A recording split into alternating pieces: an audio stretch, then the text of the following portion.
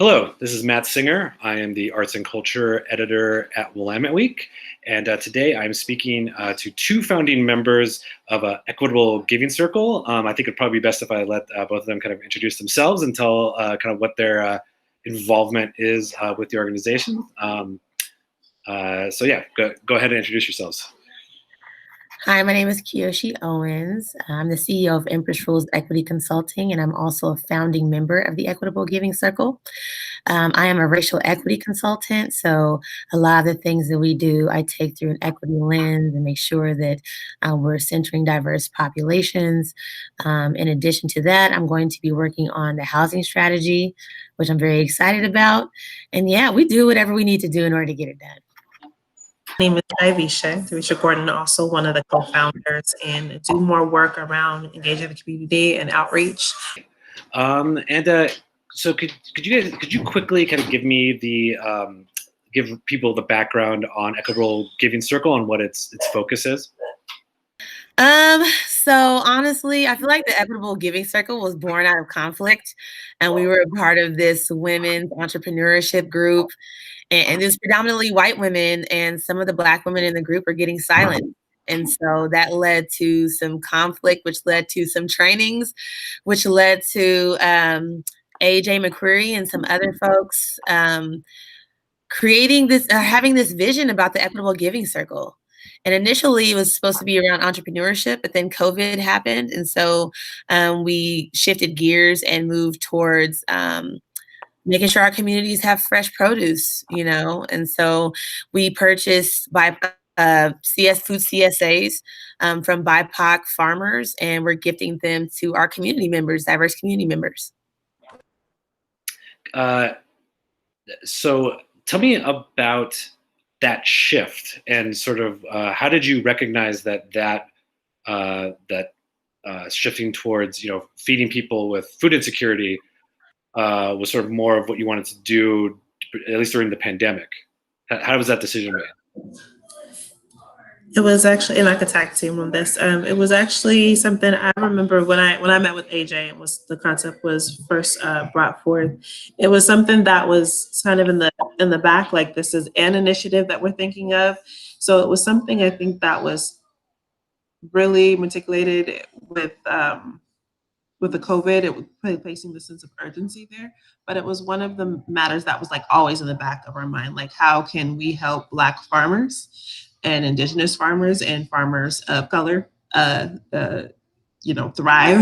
And then also, how can we get that food and prioritize that food to be delivered to Black, Indigenous, and families of color in the Portland metro area and beyond? So it was kind of like it was always kind of like one of the, like a project maybe number 2 or project number 3. It just really got rushed and pushed to the forefront. It kind of surged a little bit. So I just want to say that it is something that was in the back of our minds, but it was something that we were, discussing even before. Yeah. It really just placed that, like Kheoshi said, that urgency. Also, I mean, we center the voices of Black women. And one cool thing about working with Black women is that we don't wait for legislation. Like when we see that there's a need for something, we respond. Can you talk a bit about how food insecurity affects the BIPOC community in particular? There's a slogan that we have that says, Black folks are the last ones hired and first people fired.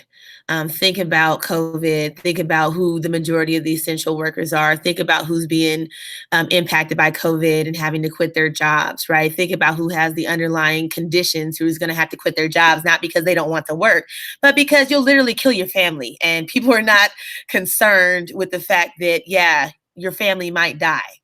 Echoing all of that, and I would say even just in the way that it's impacted the food systems, I mean, we see Black farmers struggling. There's a show that's out that a lot of folks can connect with, even beyond the Black community. They should, at least. It's called Queen Sugar. That is just one of the personifications of how Black farmers are struggling. I mean, they're left on the back end when it comes to giving them the proper seeds, the land, loans to get the land. So Black farmers are struggling. Well, maybe can you tell me then about how you've been reaching families? Because I think the press release you sent out said you were looking to connect with about 400 BIPOC families in the area. So how have you been reaching people? Ooh, all kind of ways. I signed up someone at a gas station, so that shows you that I do the real that grassroots stuff. Like, hey, you need some food. But it's been social media, flyering. A lot of our founders, we have Kheoshi like right here, they get the word out because their networks are huge, so it gets out that way. The pandemic hasn't really slowed down the motion as far as, reaching community. I know there are folks still out there canvassing whenever we're at different, activist held events, passing out flyers there. So it's really been using all the methods at our disposal that we could possibly use. Also through our partner organizations, reaching out to them, telling them to get the word out, or to even just send us referrals for families that they directly know that would benefit from this this initiative. Yeah, so all the methods: email, social media, signing folks up at gas station, word of mouth, some kind of way, whatever we could do to give folks food. And we're in there. Yep.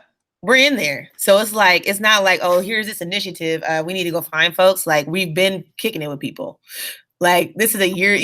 It's funny because people want to do community engagement stuff and they're like, they have to go get somebody from the outside because they don't have anybody on the inside who looks like the community they're trying to serve. That's not the case for us.